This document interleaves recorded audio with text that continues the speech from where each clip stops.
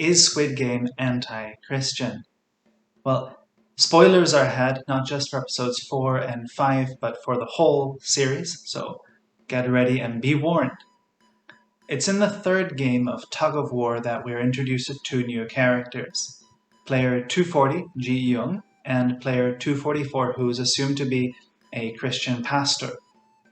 After the tug-of-war, player 244 prays with a kind of prayer, fatalism, and guilt all meshed together, and Ji Young reacts, perhaps even overreacting, wanting him to just be quiet, and saying, your prayer did nothing and does nothing.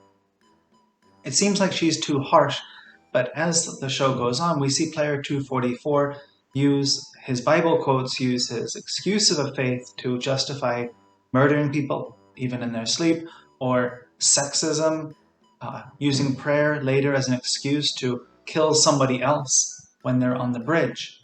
So his hypocrisy makes him one of the most hated characters in the show. But sad enough to say, he's not the worst Christian in Squid Game. There's someone worse. Ji Young's father, who was a pastor, abused her and her mother, even killing her mother, and using Bible quotes the whole time to justify his actions. So again, we come back to that question, does Squid Game cast Christians as the bad guys? And it's strange that this is not the first time that Christianity pops up in Squid Game.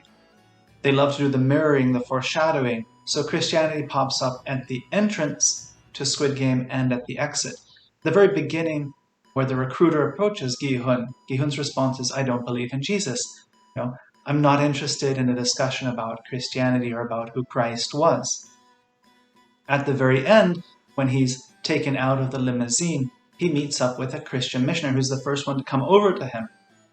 However, that Christian missionary is presenting faith as a kind of, believe in Jesus out of fear of hell. It's a fear-based and not a love-based type of Christianity.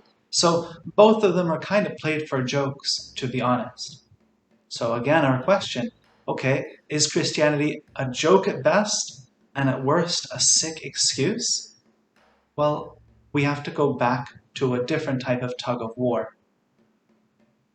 There's always been a kind of tug-of-war between faith and works in theology, but to be honest, that's not the real tug-of-war.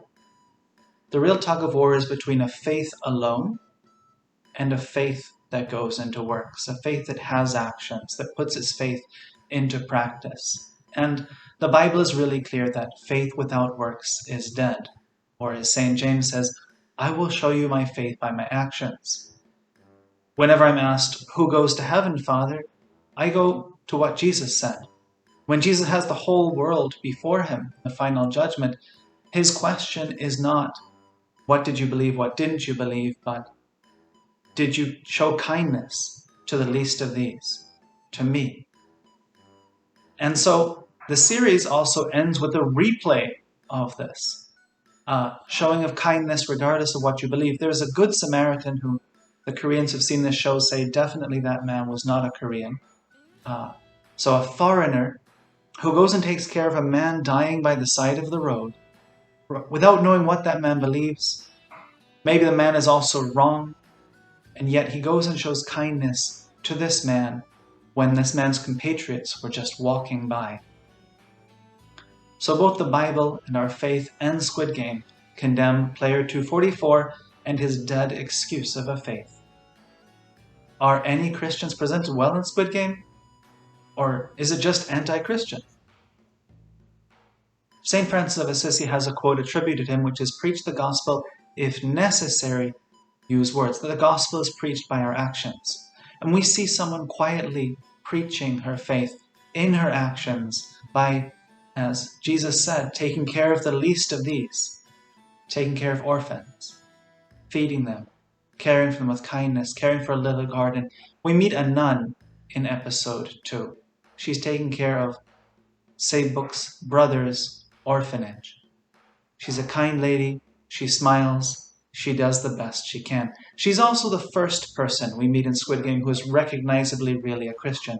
We meet her, or we see her, before we meet player 244, but she's quiet. She stays in the background because her faith is preached by her works, not by her words.